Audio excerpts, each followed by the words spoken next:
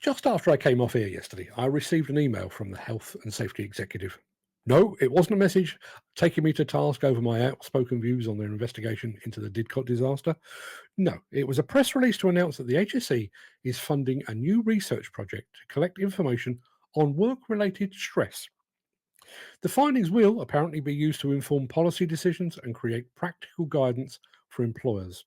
The press release says we are reaching out to employers, clinicians, occupational health wellbeing leads, advisory agencies, support charities, professional bodies, unions, and academics and invite you to share your recommended practices, guidance resources, and trusted literature in the field of work related stress. Now, you may have noted that they're not seeking any feedback from the people actually suffering from the stress, the people that are taking their own lives in droves. No, no, no. They want to hear from employers and academics, the people that are either responsible for a great deal of the stress or that are one step removed from it. So, in the absence of any feedback from the great stressed out masses of the demolition and construction industry, I thought I might offer the HSE just a few pointers. So, why are demolition construction workers so stressed? Well, to begin with, everything in this industry is done against the clock. From the very moment someone is given the go ahead to start work on a demolition or construction project, there is a constant and repeated demand to get the job finished. Clients and main contractors were told from the outset that the job would take about 4 weeks or 4 months, but they want it done in 4 hours, or better still, 4 minutes. Which leads us to our second cause of worker stress. This need to get the job done is not communicated, it's yelled, shouted, and bellowed, and it's generally accompanied by some very choice language as well. All of that percolates down through the supply chain. So, what starts as a gentle reminder at the top of the industry food chain has become a protracted session of effing and jeffing at individual workers at the bottom. And there's no escape. When you're constantly working against the clock, there is no ability to finish your working day on time, lest you be labelled a lightweight or a liability. So you continue working, often beyond the point of exhaustion. And even then, the pressure has no relief valve. Rather than going home to wife, children, and support network, many workers are away from home.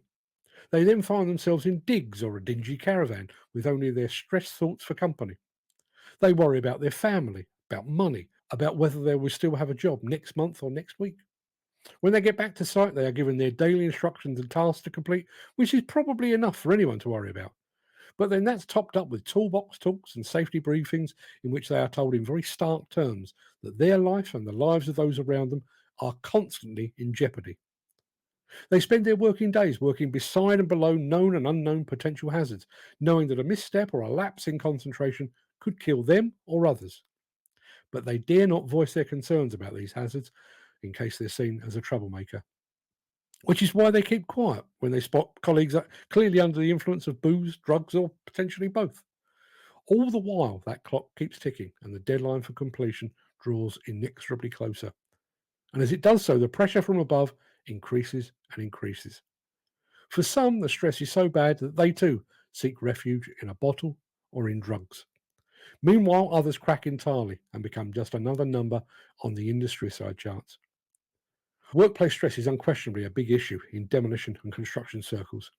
The rate of suicide within the two sectors speaks volumes. So I do believe that the HSE is right to study the subject further, but I do question if they're asking the right people. Are employers going to give an honest answer as to why their workers are constantly under the cosh? And smart as they are academics really in tune with the day to day pressures of working in the construction industry? Ultimately, to me at least, this seems like trying to understand the emotional impact upon victims of knife crime by asking the bloke holding the blade.